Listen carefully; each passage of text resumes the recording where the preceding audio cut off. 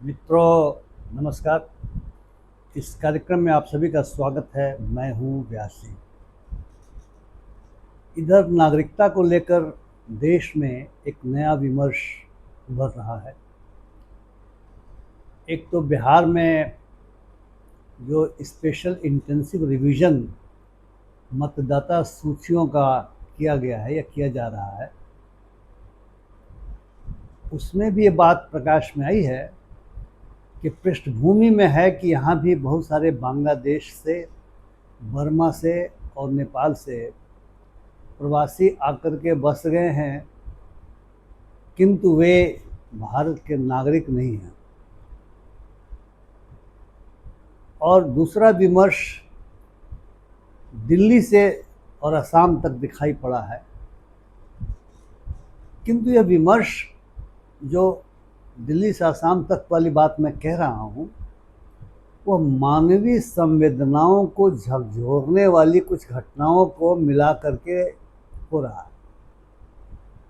ये सही है कि यदि कोई भी व्यक्ति किसी अन्य देश से हमारे देश में या किसी भी देश में अवैधानिक तरीके से, गैर कानूनी तरीके से प्रवेश करता है, तो पहली बात तो उसको प्रवेश करने से ही रोक दिया जाना चाहिए बॉर्डर पर। उसके लिए बॉर्डर सिक्योरिटी फोर्स है,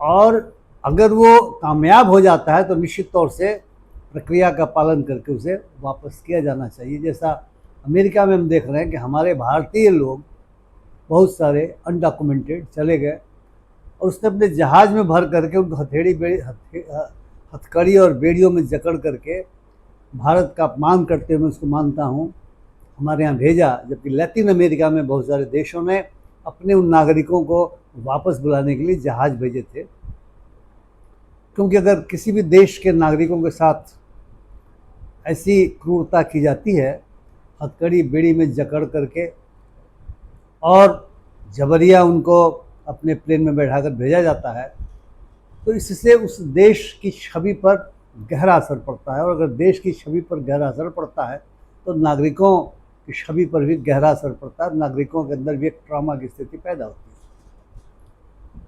तो मैं कह रहा था कि अधिकार नहीं है, लेकिन मानवीय संवेदनाएं इतनी महत्वपूर्ण हैं कि यदि उसका बिना ध्यान रखे हुए कुछ ऐसा किया जाता है तो एक मन में स्कार पैदा होता है। जिसके साथ किया जाता है उसके साथ तो होता ही है, और जो सुनते हैं उनके साथ भी होता है।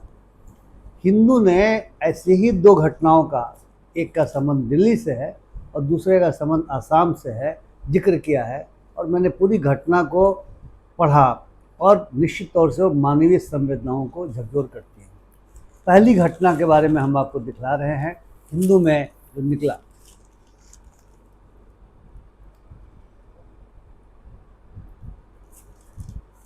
ये पूरी खबर कहती है कि 25 जून को बंगाल से आए हुए कुछ दैनिक मजदूर, डेली वेजर्स, जो पिछले 10 वर्षों से एनसीआर क्षेत्र में आके और काम करते रहे हैं, उन्हीं में से कुछ लोग झज्जर जिला जो हरियाणा में है उसके एक ईंट भट्ठे पे काम कर रहे थे। और 6 लोग थे, वे बंगाली थे, मुसलमान थे, बंगाली भाषा बोलते थे। दिल्ली पुलिस ने आकर के उनको वहाँ से गिरफ्तार कर लिया। अब आप सोचें, हरियाणा में दिल्ली पुलिस का क्षेत्राधिकार नहीं है। वे कहते रह गए कि हम कूच बिहार के दिनहाटा में रहते हैं, हमारे पास ये आधार कार्ड और अन्य जो पहचान पत्र है मौजूद है, हमें आप क्यों पकड़ रहे हैं। लेकिन उनका अपराध था, पहला अपराध तो था, मुसलमान थे और वे बंगाली बोलते थे। इसलिए मान लिया पुलिस ने, और दिल्ली पुलिस ने मान लिया। मुझे आश्चर्य होता, मैं तो प्रशासन में रहा हूँ, इसलिए मुझे आश्चर्य ही नहीं होता, मुझे क्रोध भी कई बार आता है इस इशू को लेकर के। उसने मान लिया कि ये बांग्लादेशी लोग हैं और उन्हें पकड़ करके दिल्ली ले आया गया। उन्होंने बताया कि देखिए, असल बात यह है कि बांग्लादेश में कुछ इनक्लेव थे और उसी प्रकार के इनक्लेव इंडिया में थे।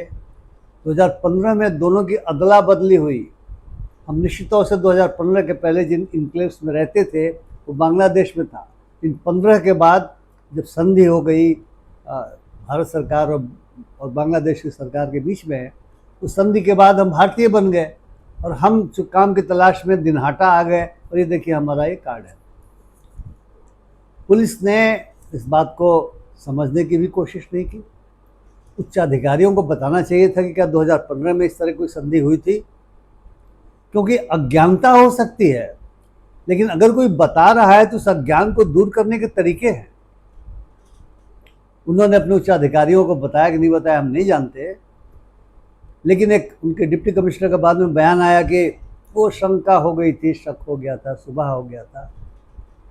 मुझे याद आता है कि एक हावर्ड जिन्न करके इतिहासकार हैं, अमेरिका में थे, शायद नहीं है। उन्होंने पीपुल्स हिस्ट्री ऑफ यूएस लिखा है, मैंने उस पूरी किताब को पढ़ा।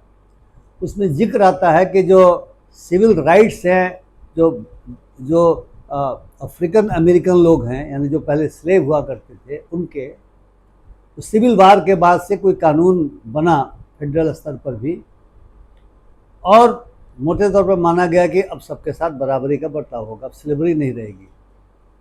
लेकिन बहुत सारे जो इस तरह के अफ्रीकन अमेरिकन लोग थे, उनके साथ पुलिस के द्वारा डिस्क्रिमिनेशन किया जाता था। अगर वो बसों में चढ़ते थे, इसमें गोरे भी बैठे होते, उनको पकड़ लिया जाता था, क्योंकि कानून की उस भाषा इतनी अस्पष्ट थी। कहते हैं कि पुलिस जो मैन ऑन द स्ट्रीट है, जो पुलिस ऑन द स्ट्रीट है, उस भाषा को समझ नहीं पाती थी, ऐसा पुलिस का कहना था, और उन्हें अरेस्ट कर लिया जाता था। बाद में लोगों के हस्तक्षेप से, सिविल सोसाइटी के जो लोग एक्टिविस्ट हैं, उनके हस्तक्षेप से छोड़ा जाता था।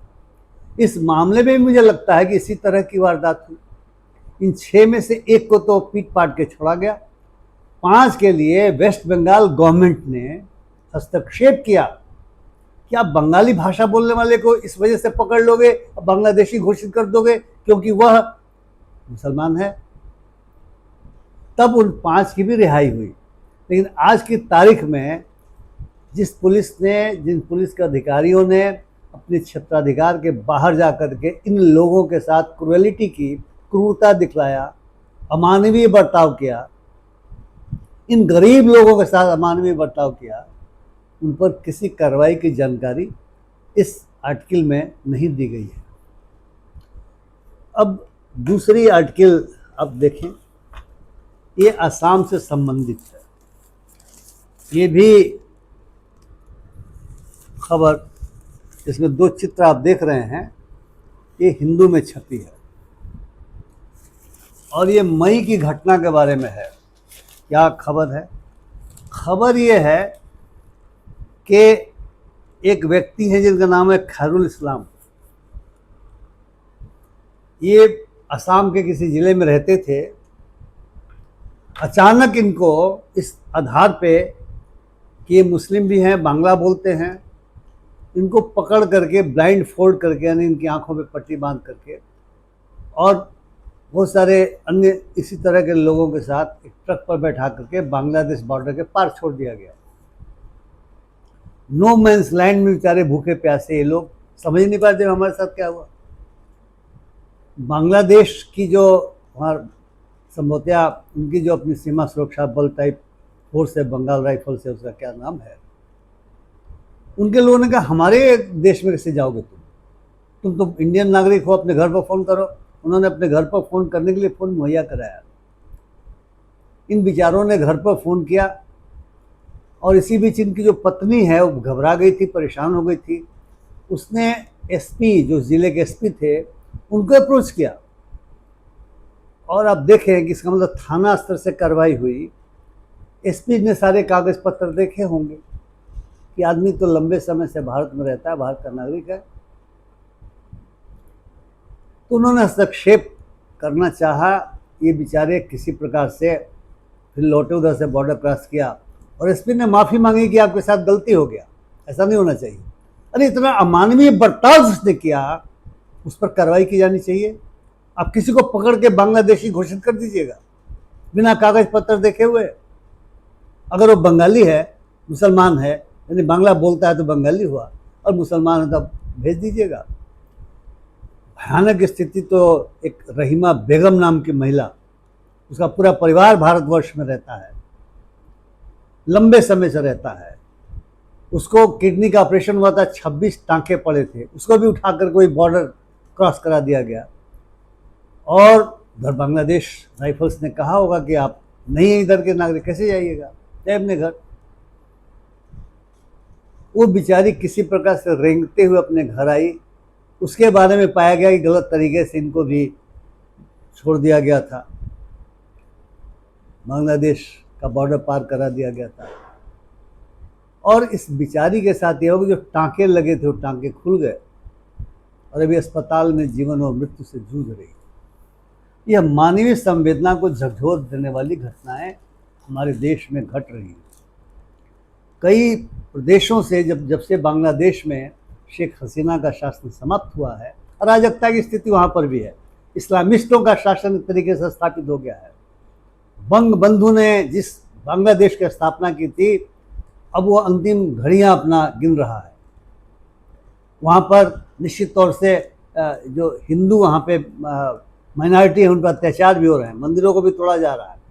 और उसके एवज में हमारे देश में ज़बरदस्ती लोगों को, जो बंगाली बोलते हैं, यदि मुस्लिम हैं, उनको बांग्लादेशी घोषित करके और बॉर्डर पर छोड़ा जा रहा है, जाओ, दूर दुराया जा रहा है। अरे भाई, हम वसुधैव कुटुंबकम को मानने वाले लोग हैं, कागज पत्र तो देखो। अब अगर बंगाल कुछ बिहार के नागरिक 10 वर्षों से दिल्ली में आके काम करें, उनके पास सारे पेपर्स हैं, तो इस बिना पे कि आप बंगाली हैं, बांग्ला बोलते हैं और आप मुस्लिम हैं, आपको बांग्लादेशी घोषित कर दिया जाएगा, क्योंकि बांग्लादेश के साथ हमारे संबंध ठीक नहीं है। क्या किसी को नागरिकता का प्रमाण पत्र मिला है अभी तक? मुझे तो नहीं, मेरे पास तो नहीं है। आपके पास है? शायद आपके पास भी नहीं होगा कोई प्रमाण पत्र, क्योंकि इस तरह के नागरिकता का सत्यापन देश भर में हुआ ही नहीं है। चुनाव आयोग बिहार में जो स्पेशल इंटेंसिव रिवीजन कर रहा है, वो भी कागजात मांग रहा है। उसका 11 कागजातों में एक नागरिकता प्रमाण पत्र भी लिखा हुआ है। यदि लिखता है, यदि लागू हो तो। अरे तुम्हें पता नहीं है कि बिहार में नागरिकता के बारे में जो कार्रवाई हुई थी, आसाम में हुई थी, और 19 लाख लोग पाया गया कि इनके पास वैलिड पेपर्स नहीं है, लेकिन उसमें हिंदू मुसलमान दोनों थे। तो परिणाम निकला कि जो सरकार अब हिंदुओं कैसे भेजती, सरकार पर तो यही आरोप लगता है कि तुम तो सांप्रदायिकता फैला रहे हो, तो जब हिंदुओं को नहीं भेज सकती तो मुसलमानों कैसे भेजेगी? तो अपील इत्यादि हुआ है, पड़ा हुआ है। लेकिन कितना अमानवीय है कि भाषा के आधार पे, धर्म के आधार पे आप बिना चीज़ों की जांच किए घोषित कर दें कौन यहाँ का नागरिक है और कौन ये नागरिक नहीं है। और अभी जो पुलिस मैन है ऑन द स्ट्रीट, जिसको सेंसिटाइज करने की आवश्यकता थी, वो सेंसिटाइज नहीं है। उसका अफसरों का काम था सेंसिटाइज करना, और क्षेत्राधिकार के बाहर घुस करके उसने हरियाणा में पकड़ लिया, और ये तो ज़बरदस्ती जिसे छोड़ दिया गया। तो मित्रों, लगता है कि मानवीय संवेदना को झकझोरने वाली घटनाएं हैं। और ये जो इंडिया का इथॉस जिसको हम कहते हैं, वसुधैव कुटुंबकम, सर्वे भवन्तु सुखिनः, सर्वे सन्तु निरामया, सर्वे भद्राणि पश्यन्तु, माँ कश्चित् दुर्भाग् भवेत्, इस इथॉस के खिलाफ है। ये अन इंडियन होना है, और सरकारों का अन इंडियन नहीं होना चाहिए। सरकारों से अपेक्षा की जाती है, और सरकारों की जो एजेंसीज हैं उनसे अपेक्षा की जाती है कि वे राग द्वेष से परे होकर इस देश में भाषा, धर्म, लिंग, रेसिडेंस, डिसेंट, किसी आधार पे वे भेदभाव नागरिकों के साथ नहीं करेंगे। संविधान ऐसा हमारा बना हुआ है। हम एक डेमोक्रेटिक रिपब्लिक में रहते हैं, सेकुलर सोशलिस्ट डेमोक्रेटिक रिपब्लिक। कई लोग को इन शब्दों से नाराज़गी हो सकती है, सेकुलर शब्द से है नाराज़गी लोगों की। सुप्रीम कोर्ट ने उनकी नाराज़गी को कूड़ेदान में फेंक दिया अपने फैसले के द्वारा। अभी सरकार ने भी कहा है कि इस तरह का कोई विचार नहीं कि हम प्रेमबल से इन शब्दों को हटा दें। नहीं हो सकता आपके मन में नाराज़गी, तो आप अन इंडियन हैं, आप संविधान में विश्वास करने वाले नहीं हैं। और ये देश संविधान से चलेगा, ये देश संविधान से चलना चाहिए, और जनता को इस बात को समझना चाहिए। अगर सिविल सोसाइटी और जनता इस बात को नहीं समझेगी तो देश पाकिस्तान की तरह से बनता चला जाएगा। आपसी नफरत और घृणा को कम करके भाईचारे की बात होनी चाहिए। माननीय प्रधानमंत्री को भी आसनसोल में बोलना पड़ा कि नहीं नहीं, बंगाली भाषा जो है सो उसका सम्मान किया जाएगा। लेकिन इस तरह की घटनाएं घटने के बाद उस तरह की बातें आई हैं। हम नहीं जानते कि फिर घटनाएं इस तरह की फिर बंद हुई हैं कि नहीं, क्योंकि जो खबरें मैंने पढ़ी हैं उन्हीं के आधार पर आपसे बात कर रहा हूँ। तो मैं आशा करता हूँ मित्रों, आप भी इस संवेदना को समझेंगे और इस पर विचार करेंगे कि क्या ये जो हुआ है या हो रहा है या होने वाला है क्या उचित है। क्या भारतीयों के साथ ऐसा दुर्व्यवहार अपने ही देश की सरकार को, अपने ही देश की पुलिस को, अपने देश के लोग करना चाहिए केवल इस आधार पर कि वो कौन सी भाषा बोलते हैं, उनका धर्म क्या है?